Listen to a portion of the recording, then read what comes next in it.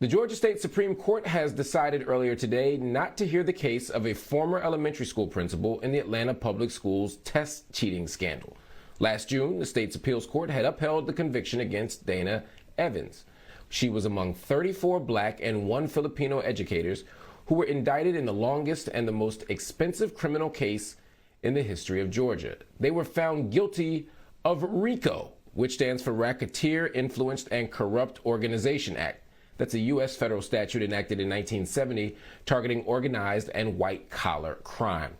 The infamous case is detailed in the book None of the Above, with a first-person account through the eyes of first-grade teacher Shani Robinson, who was also charged in the case, along with her co-author, Anna Simonton.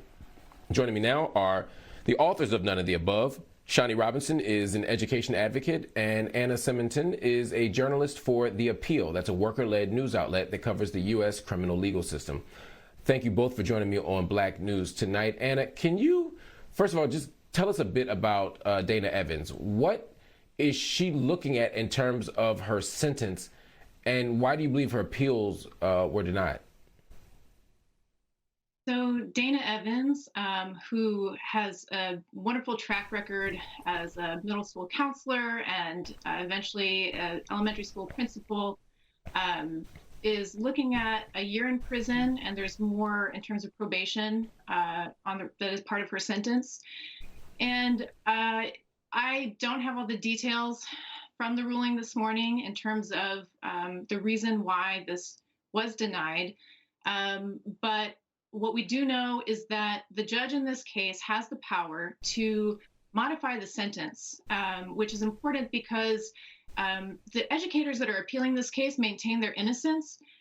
But even for folks that believe that they committed the crimes they were convicted of, this never should have been a criminal case, and it's absolutely unconscionable to send educators to prison over standardized test scores, especially in the middle of a pandemic. The judge could modify the sentence, the prosecutor could support that, and they could take the prison option off the table for not only Dana, but the 6 other educators who are still appealing their case.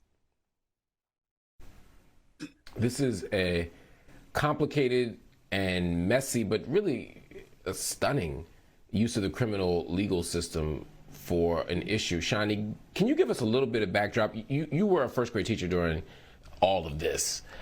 What happened? How did we end up seeing so many teachers arrested, charged, indicted, convicted? How did this happen?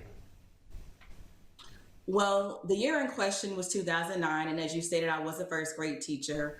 But there have been some complaints that eventually came out in the local newspaper, the AJC. And so what happened was there was an erasure analysis done across the entire state of Georgia. And what they found is that 20% of the schools in Georgia had high levels of wrong to right erasures. And so each school system, well, 2 school systems in particular, had to do further investigations by the GBI. And so I actually got a phone call from a Georgia Bureau of Investigations agent in 2010, and I met up with him. I did not have an attorney present, but I still agreed to meet with this agent. And he told me that in my class specifically, there were high levels of wrong to right erasures. And he says, "Can you explain this?" And I say no. Then he pulls out a pre-written voluntary statement form that basically said I didn't have any knowledge of cheating and that I didn't cheat. And he asked me to sign the form.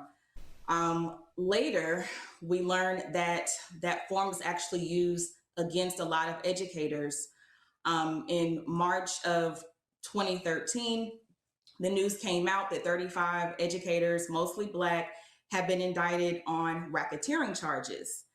And the mainstream narrative was that we cheated to get bonus money, so that we were cheating to get a payoff, which could not have been further from the truth.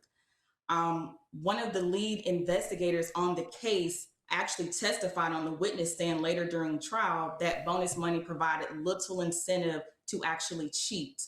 But we were facing anywhere between 20 and 50 years in prison, mostly because of the racketeering charge. And again, most of us did not receive any money. And I was a first grade teacher. My test scores did not count at all. But I later learned that during the interviewing process with the GBI agents, one of the teachers at my school, a former colleague, told the GBI agents that there were several of us in a computer lab erasing stray marks. I later learned that she got immunity for naming names, which is basically what happened, which is how a lot of people got thrown into this mess. You couldn't just say you cheated. It's almost like you had to throw someone else under the bus. And so at the end of the day, there were 35 of us that ended up being charged with racketeering. And like I said, the mainstream narrative was that we were trying to get a payout. Wow. So I just want to make sure my audience gets this picture, and then we're going to take a break and come back and break all this down. Everybody in the age of No Child Left Behind had to take standardized tests, right? So this isn't just a Georgia thing. This is around the country. School districts had to perform on high stakes tests, some sort of state mandated exam, in order to be able to compete against each other and to be able to decide whether a school was doing well, whether a school was making adequate yearly progress, etc. And so all the schools had to take this test. And because of the logic of No Child Left Behind, which was punitive in a sense, right? If you don't do well enough on a test, you could lose your job, schools could lose funding, students could be denied resources, etc., etc., etc. Schools were forced to compete in this market of testing. That's what's happening, right? Then they decide, when they looked at the test scores, that some teachers or principals or whoever worked in that building was cheating on the test, meaning that a student bubbles in A and then this teacher goes behind or administrator goes behind and bubbles in B instead of A to change that test score to make their grades higher. Now, the teachers are saying, some of them are saying, okay, maybe we did that. Whole bunch of teachers are saying, we did not do that. Whole bunch of principals are saying, we did not do this. I have to add, these are black women. These are almost every single person being charged and indicted is a black woman. Just put that on the table. And then finally, when they decide to charge these people, there's no statute for cheating on a test. They charged them with RICO, a statute created for the mafia, a statute created for organized crime, for people who are stealing billions out of companies, for people who are leading criminal, violent organizations in states around the country. That's what they created this thing for. And now they're bringing teachers like Shani in and interrogating them and getting teachers to tell on each other whether they did it or not to get out of trouble. This is happening in schools over tests.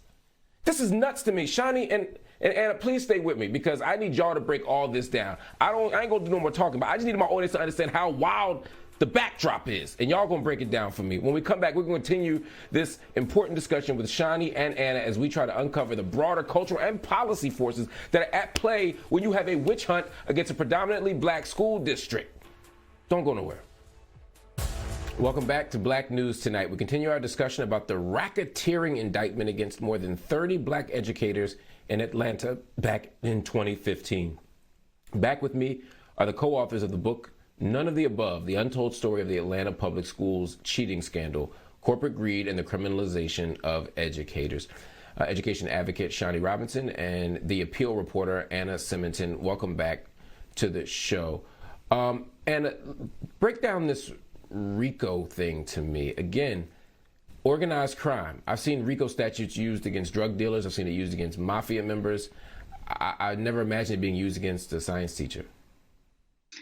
No, and a lot of legal experts agree that this was prosecutorial overreach. It feels like the goal, more so than seeking justice in this case, was to have a sensational career-making trial. So District Attorney Paul Howard was in office at the time that he brought these charges.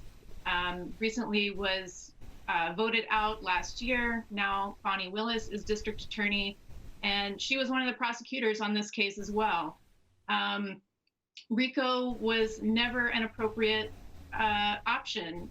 Testing or cheating on tests has been widespread throughout the U.S., as you said, in large part because of No Child Left Behind. It's putting teachers in very desperate situations. Test cheating is the result of bad education policy, and we've seen that across the country. In most other cases, teachers have lost their licenses or been disciplined in other ways. When it rises to the level of the criminal legal system being involved, it's typically been very low-level things like paying a fine or community service. This was the only case out of thousands that have been documented in which RICO charges have been used against educators. Wow. It's a stunning thing. Were you surprised when you were brought in, Shani? When you were brought in to be interviewed, and then you saw the bigger kind of impact that was happening on teachers around the state and throughout APS for sure, were you surprised at how grave, at how intense, at how deep the penalties were? Absolutely. No one knew that we were about to be indicted. The news came out in the local media, so it was a total shock to everyone. I didn't really even know what RICO was at the time, but I had a $200,000 bond, and mine was one of the lowest. The rest were in the millions. And so it really made it seem like we were real racketeers who had gotten all of this money. And so basically what happened was when we had to turn ourselves in, no one could really afford the bond. And so we had to go into an agreement with the prosecution team that our bonds would be lowered as long as we didn't talk to the media. So right from the start, everyone only heard one side of the story. Wait a minute. So they gave y'all an exorbitant bond, right? And the point of bond is to make sure you return to trial. It's not a punishment. So the bond being high itself was a problem. But then they reduced the bond, and they're telling me 2 minutes. We're gonna have to stretch an extra couple minutes, y'all. I wanna make sure we do this right. So they lowered the bond so that you could get out of jail, but they said you can't talk to the media at the same time that the media was advancing a narrative about y'all that wasn't true. So you couldn't even push back against the narrative that was not only shaping public opinion, but maybe the jury pool. Exactly. And I believe we were tried in the court of public opinion. It was devastating. It was the longest criminal trial in Georgia history. I was pregnant with my first son the entire time. So it was very just emotionally draining. It was financially draining. We basically had to, empty our savings account because we were our only clients for our attorneys. The judge told our attorneys that we could be their only clients. And so I think everyone was really stressed out. But I had my son right after we were convicted. I was hoping that the judge would sentence me with, no jail time so that I could remain with my son, but he still sentenced us with prison time anyway. I just gave birth to another son last February. So this is a really nervous time for me. I was diagnosed with PTSD. It's been rough. It's been rough, to say the least. I'm so sorry. I'm being painted as a criminal and as a racketeer and as a thief. Can't do anything for your spirit, for your emotions, for your psyche. Anna, we're a decade past this. You would think more than a decade past some of this, and yet we're still right in the middle of it. Why is this still happening, and what should we be doing right now? I think there's a number of reasons why this has dragged on for so long. One is that, as Shani noted, the media around the trial just really demonized these educators. And so when these convictions were handed down, there just wasn't as much outrage as you would expect around a case like this. But I think that the more these educators are able to tell their story, the more that people are beginning to see what an injustice this is. The other piece of this is that this trial has really been used to portray public education as a failure and to justify policies to privatize public schools. And that is still very much at the forefront of both political parties' agendas. And so there's that piece of this as well in terms of why this case is useful in a political sense. But what people can do is to follow this case, and I think there will be opportunities to show support for some of the solutions at this point. And the solution that we're really looking at is a modified sentence for all the educators who are at this point still appealing their case, so we can at least take prison time off of the table and ensure that our teachers are not behind bars. That is a very reasonable ask. I'm what you call an unreasonable person.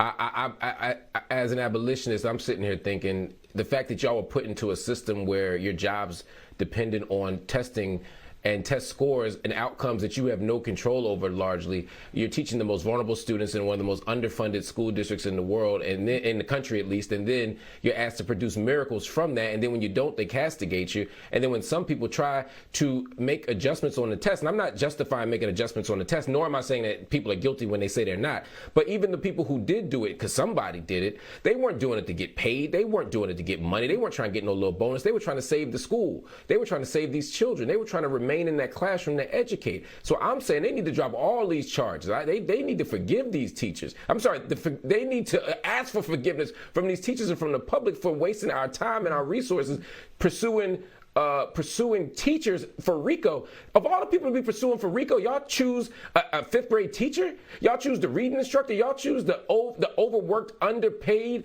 language arts educator? That's who you pick to choose RICO for? And not these white collar criminals, not these corporations that have privatized education and exploited us? You choose the teacher to pick on? Come on. This is crazy. But anyway, we got to go. But Shani, what do you need? All right, because this ain't just abstract and theoretical. Before we go, just tell me, what do you need? What can we do to make things better for you and for your peers? Everybody, pause the music for a minute. I need 30 seconds to answer this question, and I don't want her to feel pressured because she's in a fight of her life. Go, please. Thank you.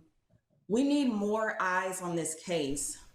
Largely what has happened to us is really due to the fact that a lot of people weren't following the case. As I said, it was 8 months. But even with my co-defendant, Dana Evans, who is looking at prison time soon, when, as Anna stated before, the judge can modify her prison sentence. And so we just need people to really look at this case, even, contacting the district attorney's office or the judge, just letting them know. Don't just look, y'all. Everybody, we got to run. Don't just look. Pay attention. Write your DA. Write your politician. And we got to stop this woman from going to jail. Everybody stay with us. We'll be right back.